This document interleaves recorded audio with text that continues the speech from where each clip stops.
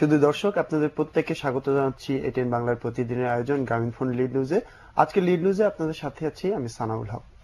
আপনারা জানেন আমরা এই অনুষ্ঠানে প্রতিদিন একজন অতিথিকে সাথে নিয়ে দিনের সেরা খবরগুলো বিশ্লেষণের চেষ্টা করি। আজকেও এরকম একজন অতিথি আমাদের সাথে রয়েছেন। শুরুতে তার সাথে আপনাদের পরিচয় করে দিই।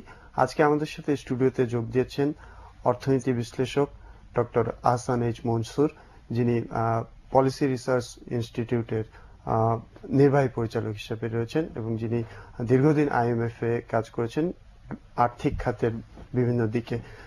স্যার, আপনাকে স্বাগত জানাচ্ছি আমাদের স্টুডিওতে। আমরা এই অনুষ্ঠানের শুরুতে যেটি করি যে বিভিন্ন টেলিভিশন চ্যানেলে প্রচার হওয়া প্রধান প্রধান খবরগুলো দেখি এবং তার সূত্র ধরে আলোচনা শুরু করি। আজকেও দেখে নেব কোন টেলিভিশন কি ধরনের সংবাদ প্রচার করছে। গাড়ি পোড়ানো মামলায় ফখরুল সহ ৪৫ জনের বিরুদ্ধে অভিযোগপত্র গ্রহণ করেছে আদালত। কারাগারে খোকন, পলাতক ৩ জনকে গ্রেফতারে পরোয়ানা।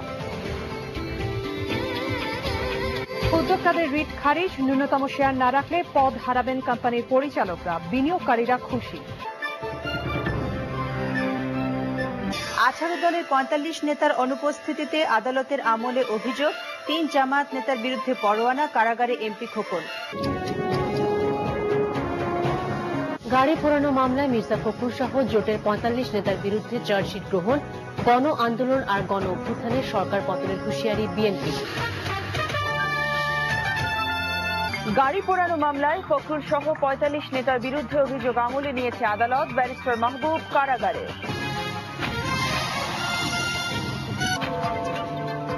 গাড়ি পোড়ানোর মামলায় মির্জা ফখরুল সহ 18 দলের ৪৫ নেতার বিরুদ্ধে চার্জশিট গ্রহণ করল আদালত। মাহবুবউদ্দিন খোকন জেলে, প্রতিবাদে নোয়াখালীতে কাল হরতাল।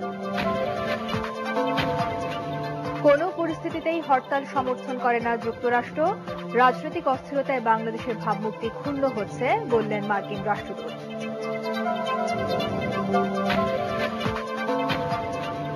আজকের মধ্যে ২% শেয়ার কেনার ঘোষণা না দিলে পদ হারাবেন পুঁজিবাজারে তালিকাভুক্ত কোম্পানির পরিচালকরা।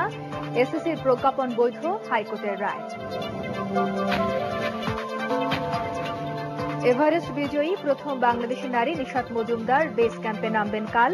চূড়া থেকে ফেরার পথে মারা গেছে ৩ জন।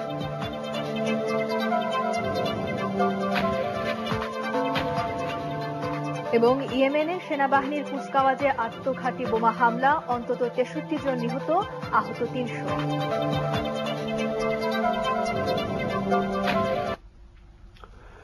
তখন আমরা বিভিন্ন টেলিভিশন চ্যানেলে আজকের প্রধান প্রধান খবরগুলো দেখলাম এবং খবরের শিরোনামে যথারীতি রাজনীতি সবচেয়ে বেশি রয়েছে এবং রাজনীতির একটি নতুন দিক এখন রয়েছে, সেটি হলো আদালতে গিয়েছে রাজনীতির অংশ এবং সেই আদালতই আসলে আজকে বিভিন্ন টেলিভিশনের প্রধান শিরোনামে এসছে এবং আদালতে দুটি বিষয় এসছে, একটি রাজনৈতিক বিষয় এবং আরেকটি বাংলাদেশের ক্যাপিটাল মার্কেটের বিষয়, পুঁজিবাজারের বিষয়। এবং আমরা মূলত ক্যাপিটাল মার্কেট বা পুঁজিবাজারের বিষয়টি নিয়ে আপনার সাথে কথা বলবো, কারণ আপনি দীর্ঘদিন ধরে আইএমএফ এ কাজ করেছেন এবং আপনার কাজের মূল ক্ষেত্রটি আসলে পুঁজিবাজার এবং আর্থিক বাজার কেন্দ্রিক বিষয় নিয়ে আপনি কাজ করেছেন এবং গবেষণা রয়েছে নিয়ে। তো আমরা শুরু করব যে বাংলাদেশের পুঁজিবাজার নিয়ে একটি আদালতে একটি রিট ছিল, সেই রিট আজকে খারিজ হয়েছে এবং সেই রিট খারিজ হওয়াতে উদ্যোক্তা পরিচালক যারা আছেন কোম্পানির, তারা এখন শেয়ার নির্ধারিত পরিমাণ শেয়ার কিনতে বাধ্য থাকবেন এবং এই নির্দেশটি আসলে চ্যালেঞ্জ করে রিট করা হয়েছিল, যেটি আজকে আদালত খারিজ করে দেওয়া হয়েছে। তো আমি আসলে প্রথমে এই বিষয়টির ব্যাখ্যা আপনার কাছে চাচ্ছি যে আসলে কি হলো এই রিট হওয়ার ফলে। বিষয়টি একটি আমি বলবো একটু বিতর্কিত বিষয়, কারণ 2% মিনিমাম রিকোয়ারমেন্ট যে হোল্ডিং এর জন্য ডাইরেক্টরশিপের জন্য স্পন্সর ডাইরেক্টরদের বেলা বিশেষ করে, এটা সব জায়গায় প্রচলিত জিনিস না এবং এটার বিভিন্ন দিক আছে। এই বিষয়ে প্রাক্তন অর্থমন্ত্রী সাইদুজ্জামান সাহেব একটা সুন্দর আর্টিকেল লিখেছিলেন সপ্তাহখানেক আগে ফাইন্যান্সিয়াল এক্সপ্রেসে বা ডেইলি স্টারে আমার মনে হয়। তো বিতর্কিত হলেও তবে আমি বলবো যে এইটার একটা তাৎপর্য রয়েছে আমাদের পুঁজিবাজারের স্থিতিশীলতা রক্ষায় এবং সেই দিকটাই হয়তো কোর্ট বিবেচনায় নিয়েছে, কারণ এখন আমাদের পুঁজিবাজারের যে প্যাকেজটা দেওয়া হয়েছিল মনে আছে আপনারও, যে প্রধানমন্ত্রী এবং সরকার মিলিয়ে যে একটা প্যাকেজ দিয়েছিলেন, ফাইন্যান্সিয়াল প্যাকেজ স্মল ইনভেস্টরদের জন্য, তার মধ্যেও সেই প্যাকেজের সাথে এই জিনিসটাও ছিল। এসিসি এটা ইস্যু করেছিল এবং এটার উদ্দেশ্য ছিল, এবং এটার জন্য 6 মাস সময় বেঁধে দেওয়া হচ্ছে, যে 6 মাসের ডেডলাইনও বোধহয় আজকেই। তাই হয়তো ডেডলাইন কিছুদিন বাড়াতে হতে পারে, সেটা স্বাভাবিক, কিন্তু যেটা ইম্পর্টেন্ট জিনিস হচ্ছে যেটা একটা ফাইন্যান্সিয়াল সাপোর্ট, একটা ফ্লোর দিচ্ছে মার্কেটকে। এবং এইটাই আমি মনে করি যে আমার কাছে মনে হয় যে সবগুলো যে মেজার নেওয়া হয়েছে তার মধ্যে এইটা মার্কেটকে স্থিতিশীল করার ব্যাপারে এই মেজারটা খুব এফেক্টিভ হয়েছে। এটা নৈতিকতা নিয়ে আমি যাব না, এটার এফিসিয়েন্সি নিয়েও আমি আলোচনায় যাব না, কারণ হচ্ছে যে সেগুলো প্রশ্নবিদ্ধ। কিন্তু এটার মার্কেট সাপোর্ট রোলটা গত কয়েক মাসে সেটা নিয়ে কোনো সন্দেহ নাই, এবং সেই জন্যই বিনিয়োগকারীরা খুব উৎকণ্ঠায় ছিলেন যে মানে কোর্ট কিভাবে রায় দিবে। যদি রায় অন্যভাবে হয়, হয়তো মার্কেট আবার যদি ধসের মুখে পড়ে, তো কোর্ট আমার মনে হয় সেই জিনিসটা হয়তো বিবেচনায় নিয়েছে। তবে যেটা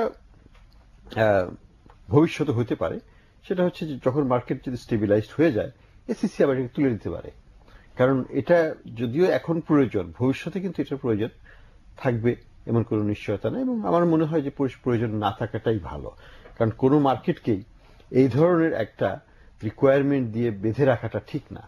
মার্কেটের সাপোর্ট আসবে, মার্কেটের কেনা বেচা, ডিমান্ড সাপ্লাই, এবং মার্কেটের প্রবৃদ্ধির মেইন সোর্স মানে হচ্ছে কোম্পানিগুলোর আয়ের উৎস এবং আয়ের প্রবৃদ্ধি, সেটা থেকে তো মার্কেট পারবে। তো এইটা যে এই জিনিসটা যেটা বর্তমানে যে 2% রুলটা, এটা একটা আর্টিফিশিয়াল একটা সাপোর্ট দিচ্ছে। এবং আপনি বলছিলেন যে এই ধরনের রুল আর কোথাও নেই, হয়তো বা অল্প কিছু দেশে আছে, যেমন বলা হয় ভারতে এই ধরনের নিয়ম আছে। তো এই নিয়ম কি আসলে বাজারকে কতটুকু স্থিতিশীল করবে? আমাদের বাজারকে, যেখানে বাজার নিয়ে অনেক ধরনের আতঙ্ক, বাজার নিয়ে অনেক ধরনের গুজব, এবং একটুতেই বাজার ওঠানামা, খুব বড় ধরনের ওঠানামা করে, এবং গত কিছুদিনের অভিজ্ঞতা তো আমাদের বাজার নিয়ে মোটেও ভালো নয়।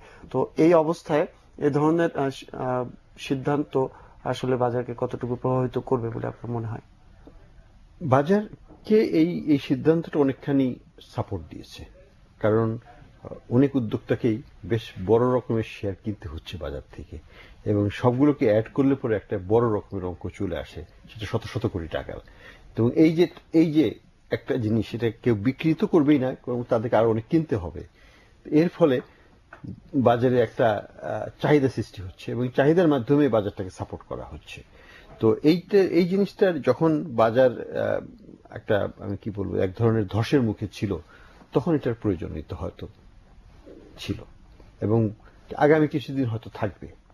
তারপরে হয়তো উচিত হবে যখন মার্কেটটা পুরোপুরি স্টেবিলাইজ হয়ে যাবে, হয়তো 5, 5.5, 6 মধ্যে, এবং বছরখানেক পরে যদি আর এই স্থিতিশীলতা মানে অস্থিরতাটা কমে যায়, একসময় এসিসি এটাকে নীরবে এটাকে তুলে দিলে পরেও কোনো ক্ষতি হবে না।